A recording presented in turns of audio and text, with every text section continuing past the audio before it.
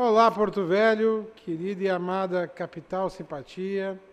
Olá, você de todo o grande estado de Rondônia, que me dá o privilégio da sua audiência.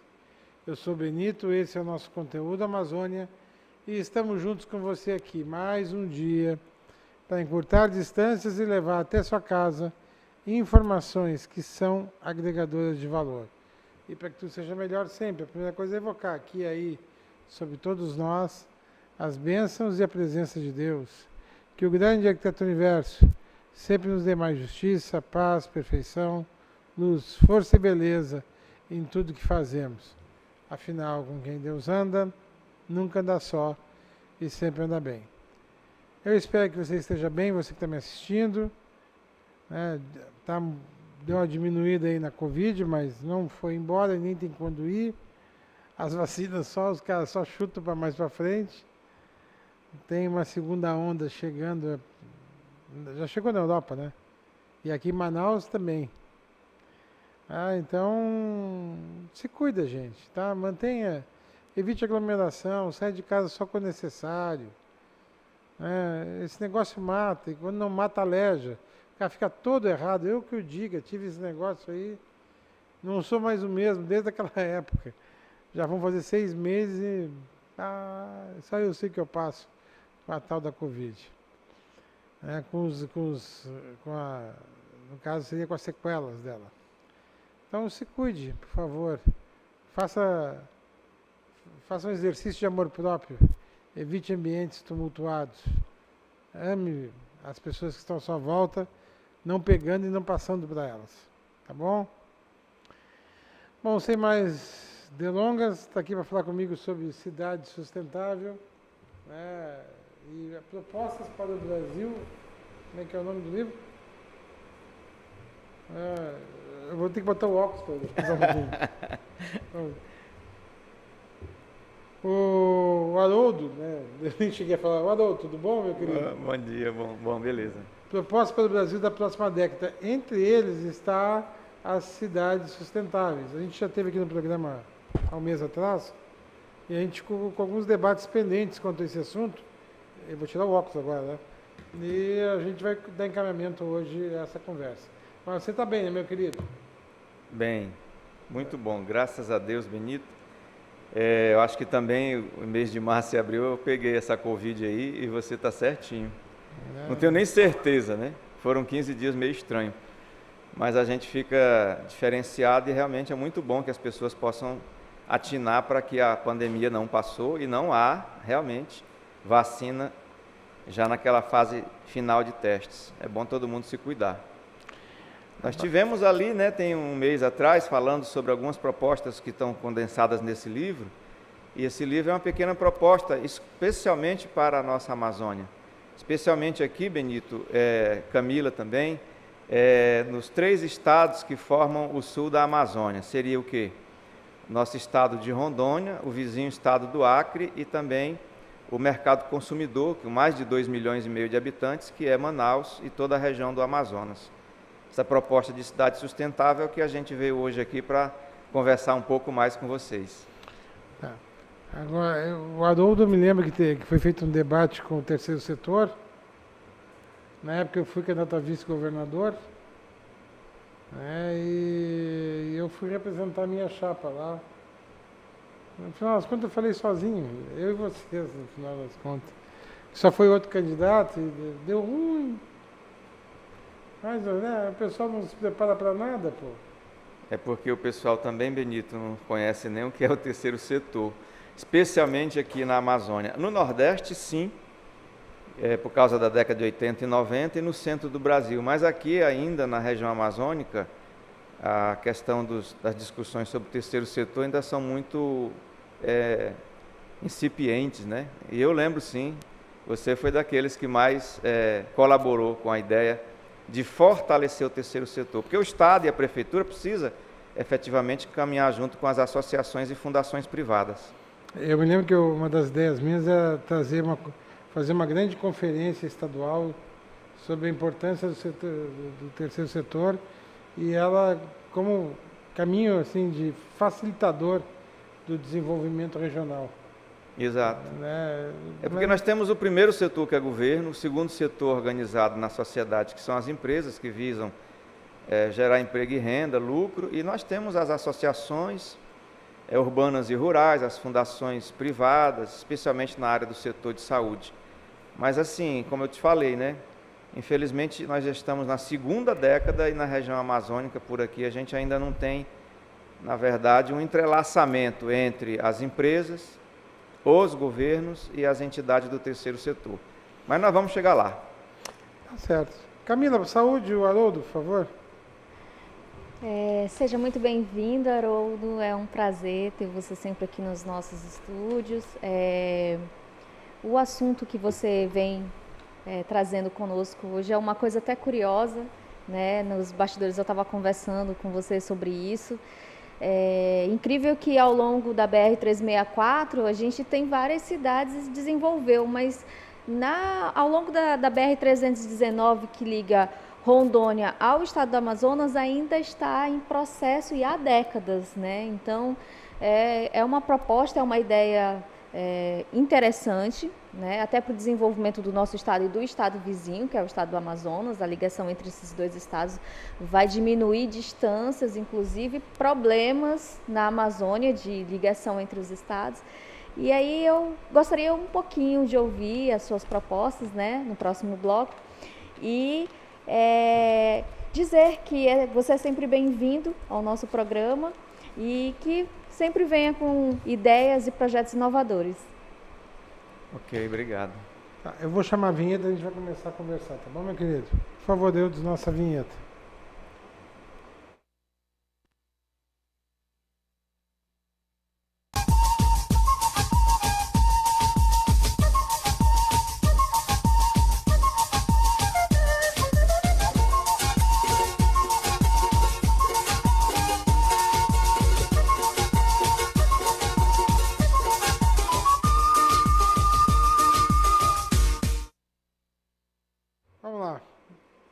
Haroldo, a minha tese de conclusão de curso na administração foi a importância do terceiro setor. E é o terceiro setor que faz todo hoje o trabalho de levantamento mesmo, de pesquisa, mas junto à população. Por isso o desenvolvimento regional é uma coisa que passa pelo terceiro setor. Mas eu gostaria que tu fizesse a gente já falou disso na última vez, daqui a pouco eu já te dou a palavra, tá bom, Camila? Sobre esse livro aqui, né? Me fala dos tópicos dele e já abrange a questão das cidades sustentáveis. Então, Benito, Camila, vocês que nos assistem pelo programa, na minha vida profissional, eu tive a oportunidade de trabalhar no SEBRAE, no SENAI e no SENAR. Foram 20 anos. Aqui fazemos 28 anos de Rondônia e 20 anos no Sistema S. E, graças a Deus, por força do trabalho no Sistema S, eu acabei conhecendo muito a região amazônica. Então, andar nos rios, conhecer as capitais e o interior, por exemplo, de Belém, no Pará, Manaus, no Amazonas, o Rio Branco do Acre, vizinho nosso, Macapá, Boa Vista, inclusive, lógico, o Tocantins, que faz parte da região amazônica, e todo o interior do estado de Rondônia. Isso nos últimos 15, 20 anos, fizeram com que nós tivéssemos assim a ideia de, em qualquer momento da nossa vida, e chegou o ano passado esse momento, de escrever um livro, né, que abordasse algum dos projetos que está na cabeça de muita gente, Camila. Professores do SESI e do SENAI que eu conheci, gente que mora ali perto da região muito promissora de alumínio e minerais ali do estado do Pará. A economia fluvial, não sei se vocês que nos ouvem já tiveram a possibilidade de permanecer pelo menos uma semana em Manaus e conhecer o terminal, o antigo terminal fluvial e o novo, lá em Manaus. A economia de 62, 63 municípios, eu não me lembro agora quantos municípios, mas mais de 60 municípios do Amazonas, e o Amazonas é um estado enorme. É uma economia muito diferente do que a gente vê no centro do Brasil e na praia. ali na região do Nordeste. A produção agrícola para manter as cidades e levar alimentos para Manaus é tudo pelo barco. E as distâncias às vezes são grandes, são longas. Em torno do Amazonas nós temos, por exemplo, Acre e Rondônia, fazendo ali essa região, essa micro-região do sul da Amazônia. E nessa convivência, nessa vivência, no livro Propostas para o Brasil da Próxima Década, a gente fala um pouco sobre essa realidade amazônica, né? Muita gente discute há 20, 30 anos essa questão de cidades sustentáveis. O que é a sustentabilidade dentro dessa visão da Amazônia de preservar, mas também de fazer com que ela produza alimentos para o mundo de maneira organizada? Nós temos legislação para isso.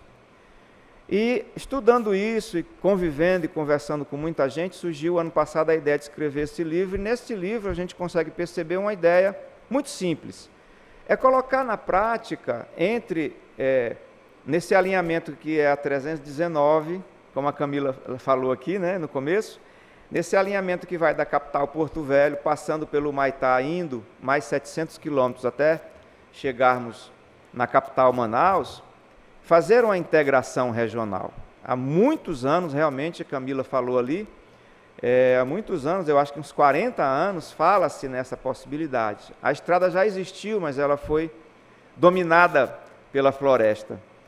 Só que nós estamos entrando na próxima década. Os próximos 10 anos, é fato que o Banco Mundial já anunciou que nós vamos passar de 9 bilhões de pessoas no planeta. E as pessoas precisam efetivamente se alimentar. A coisa mais básica da pirâmide de Maslow.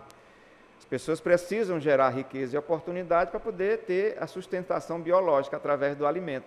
E a Amazônia seria, no caso, o local onde ia gerar boa parte desses alimentos, né?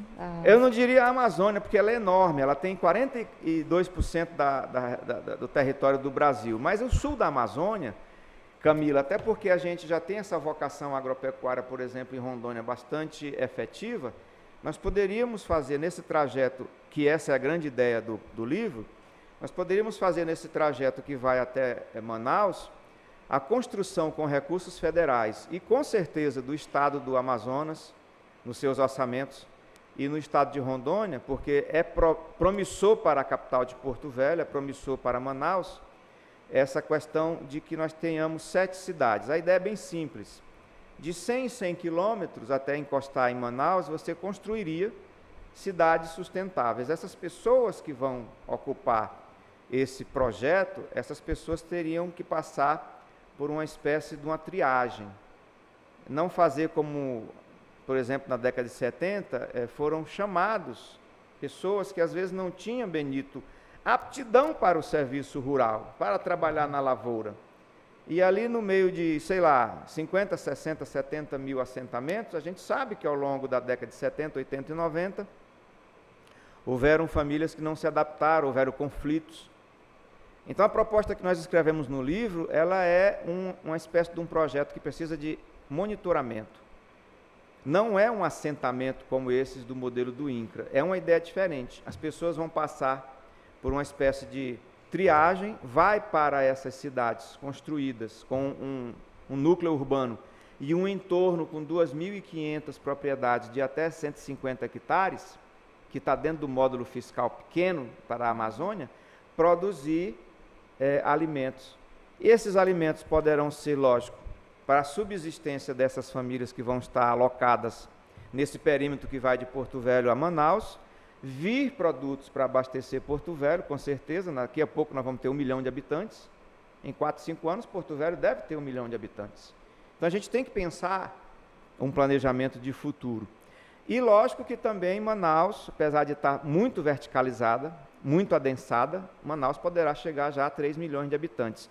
Então pensando nesses dois universos de consumo, se nós temos ao longo da BR-319 essas cidades, nós teremos um modelo de cidade sustentável para mostrar para o mundo.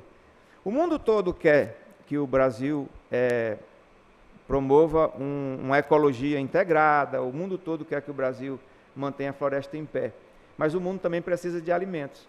Então seria assim, Camila, Benito, vocês que nos ouvem, seria uma espécie de um projeto para atender 40, 50 mil famílias, e que a produção fosse levada de maneira sustentável, organizada, agroecologia, para pequenas famílias da agricultura familiar, gerar receita, renda para essa parcela que seria o projeto das cidades sustentáveis da Amazônia.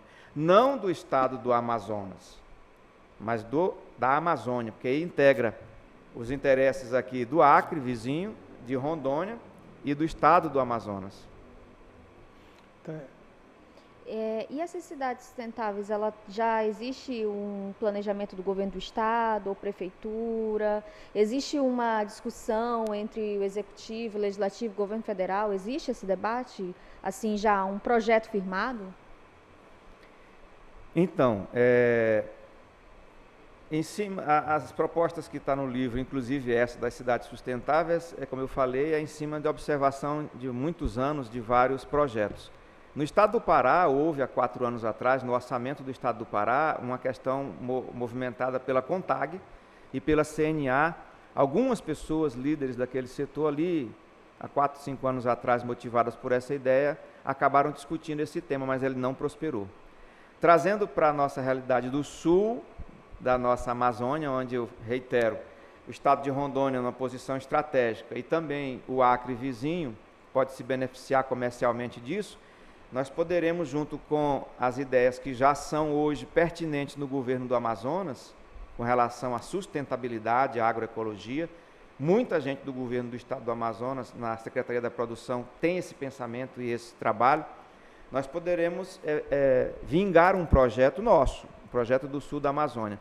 Só que, Camila, é uma semente colocada, um debate que nós precisamos ter, a semente de quê? De um projeto que a Embrapa pode vir a abraçar, a Emater, a Idaron, o IDAN do estado do Amazonas. A gente tem falado há 2 anos, o nome do projeto seria AMACRO, que é um projeto regional do sul da Amazônia, que envolve exatamente pela sigla Amazonas, o Acre e Rondônia. Então, por isso, a gente está chamando, né, inicialmente de projeto ou plano AMACRO. Beleza? Não, tá, é que eu quero falar do plano safra, mas deixa eu chamar o parlatório antes, tá? Porque tu tem, dentro dessas linhas que está aborda aqui no livro, tem esse plano safra, assim, que é para gerar emprego no campo. Exatamente. Também seria mais uma fonte de emprego no campo, tá bom? Exato. Mas antes, vamos chamar um parlatório, Eudes, por favor.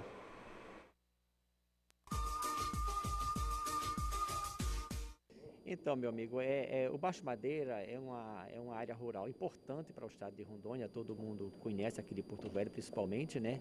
É uma região que foi alagada em 2014, né? Onde foi destruído quase tudo, né? E a gente está tentando ajudar a recuperá-lo, né? O Baixo Madeira é uma região importante para todos nós. Lá tem 5 indústria grandiosa, que foi uma compensação do Santo Antônio Energia e Geral. Ainda não estão funcionando, a gente espera colocar isso em funcionamento, porque é muito importante para o pessoal que ali produz fruta. Então, ali tem de farinha também, tem de duas de fruta, e uma de castanha e uma de babaçu. Eles são distribuídos lá na região uma está em Calama, que é babaçu, a outra está em Demarcação, que é farinha, e tem uma em Cujubim e outra perto de Cavalcante ali, aqui no Baixo Madeira. Então essas indústrias são muito importantes para o pessoal ter aonde vender seus produtos. Então é importante que o Estado faça alguma ação para que essas indústrias venham tornar-se realidade para o pequeno produtor rural.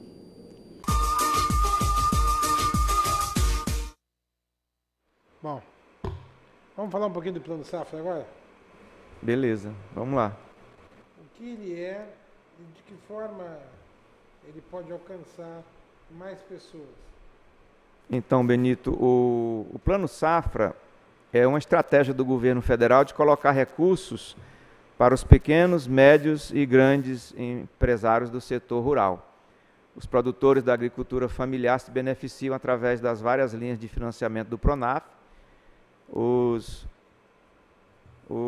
produtores rurais chamados de classe média rural também, para a questão da mecanização da agricultura.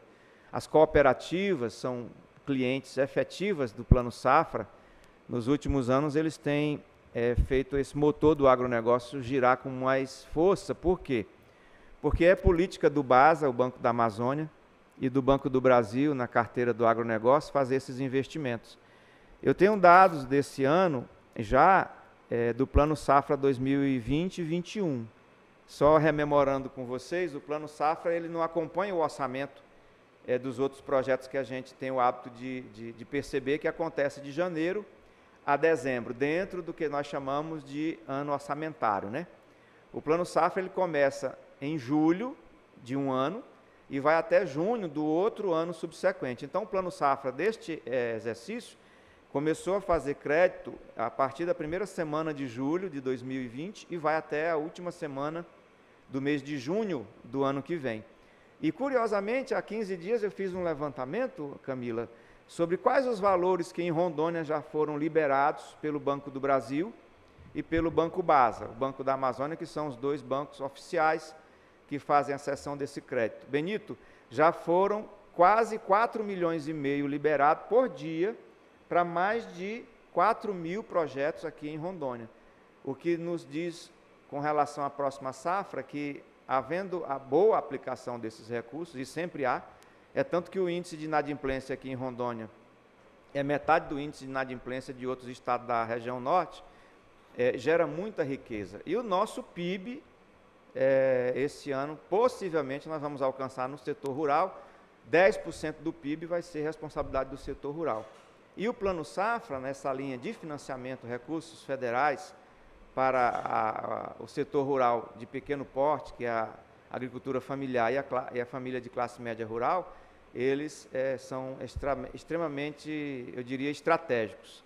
700 milhões de reais entre julho e a primeira semana de outubro já foram liberados aqui em Rondônia. Isso é muito promissor para a economia de base rural. Tá, eu vou chamar o intervalo começar. No próximo bloco tu vai me falar o que aponta em termos de economia para o próximo ano, tendo em vista que as melhores previsões ainda dão um ano ruim, né? Imagina as piores.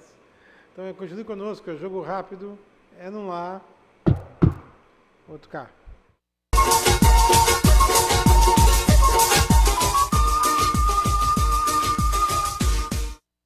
Voar, navegar, jogar, curtir, baixar, assistir, trabalhar. Tudo tem ficado muito rápido. Tudo requer pressa, mas com qualidade. Brasil Digital. Você mais conectado. Internet 100% fibra ótica.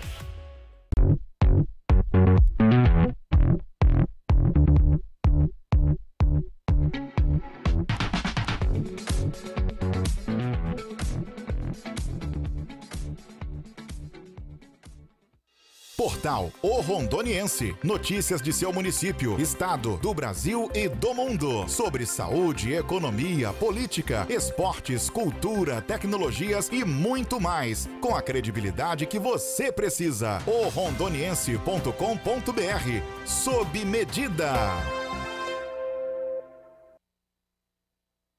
E estética Mãos de Fada. Depilação, designer de sobrancelha, extensão de cílios, limpeza de pele, clareamento íntimo, axilas e tratamento para a estria. Avenida 7 de Setembro, 6.158, bairro Igarapé. Você precisa cuidar da sua saúde. Está sem plano e cansado de ter que esperar? Venha para a Sol Saúde, próximo à Praça da Pirâmide, com as principais especialidades médicas, exames laboratoriais, com toda a atenção e agilidade que você precisa. Afinal, saúde é coisa séria, não é mesmo? Sol Saúde, atendimento popular para toda a família. 3213-0163.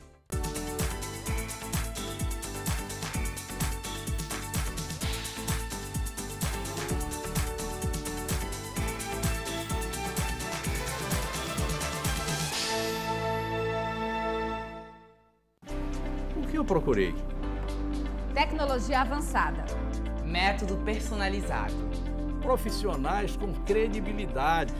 Hospital de Olhos Veloso, o maior centro oftalmológico da região. Há mais de 3 décadas investindo em profissionais, estrutura e inovação em Rondônia. O objetivo é a qualidade de vida de seus pacientes. Diagnóstico e tratamento com excelência. E você? O que você está procurando? Hospital de Olhos Veloso.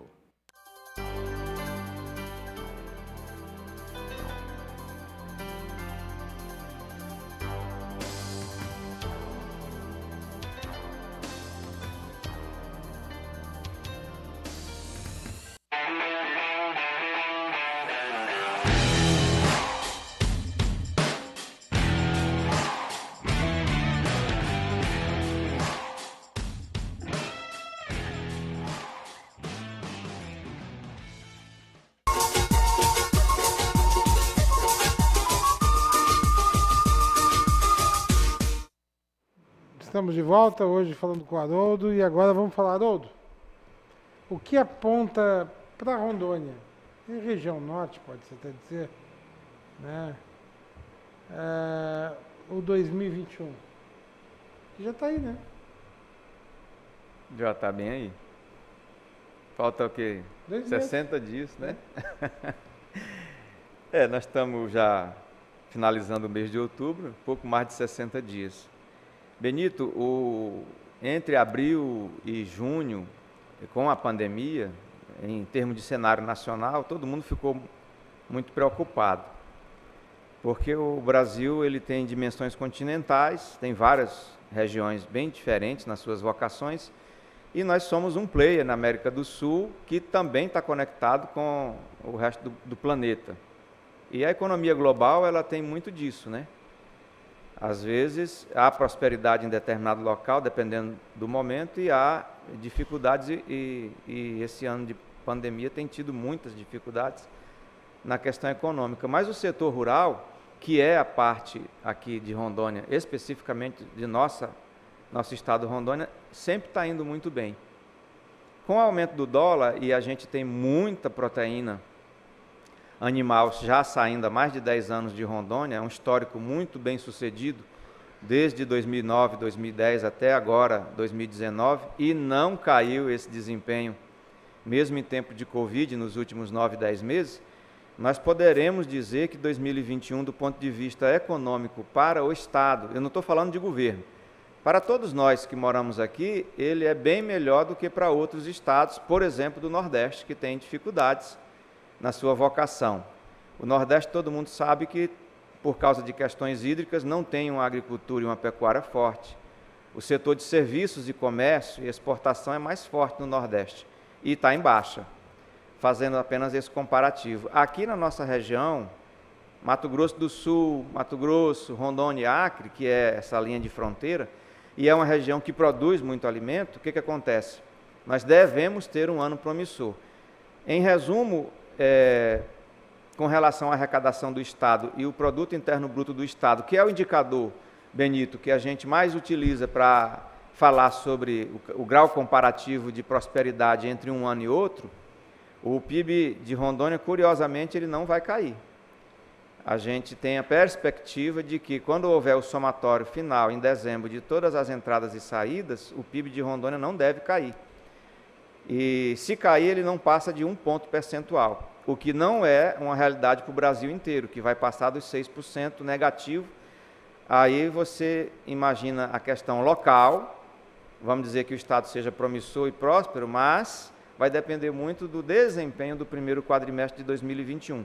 Mas, a princípio e a priori, o setor rural ele tem segurado muito as pontas do Brasil inteiro, e em Rondônia, muito especialmente, com o crescimento que houve agora, Benito, nos últimos 9 meses. Se você compara de janeiro a setembro, o que foi comercializado pelo setor rural de Rondônia, com o mesmo período do ano de 2019, houve um crescimento de 7,2%. Isso não acontece em qualquer estado. Mas assim, tudo muda, né? A esperança é que continue com esse perfil. Mas é promissor 2021 para Rondônia e, consequentemente, esses estados alinhados aí com a questão da produção rural, a não ser que haja algum tipo de coisa estranha no final do ano. porque o mundo anda um pouco estranho. Nós temos agora a eleição em novembro, que o mundo todo está praticamente parando para olhar, e nós temos a reincidência, vamos dizer assim, que até você começou a falar no começo da nossa fala, a reincidência da pandemia ali na Europa, tudo por causa de descuido. Por isso, minha gente, é muito importante a gente ouvir as pessoas falarem com sabedoria. A pandemia não passou, e ela pode levar vidas, e vidas, todas elas fazem falta, não apenas no ambiente familiar, mas na economia, na cidade, em todos os sentidos. Haroldo, muito obrigado aqui pela sua presença, por trazer essas informações boas. E vamos torcer que a vem seja melhor, porque esse ano já deu PT, né? Deu perda total. É verdade, verdade. Complicado. Siga firme, tá bom, meu querido? Obrigado. Concluindo. Haroldo, muito obrigada pela sua presença aqui. Obrigada pela explicação sobre cidades sustentáveis, a ideia de ampliar, né, o nosso estado até o estado do Amazonas. É uma proposta muito interessante, eu acho que deve ser debatido por todos os poderes. E, novamente, seja convidado a outros momentos, falar sobre a economia do estado de Rondônia. E gratidão pela sua presença aqui. Gratidão também, muito obrigado. Né? Nós tenhamos paz, justiça e muitos projetos para realizar, porque não adianta ter projetos se não houver vontade para realizar, né? E que as pessoas todas possam se beneficiar disso. Grande abraço, muito obrigado. Obrigado mais uma vez, Benito, pela oportunidade de estar falando com todo o estado aqui, junto com vocês. Obrigado, tá, Haroldo? Siga firme. Por hoje é só, pessoal. Que o grande arquiteto universo continue descobrindo a todos com sua luz, sua vida, seu amor. E eu te conto aqui com certeza no próximo programa. Foi um privilégio ter estado com vocês. Até lá.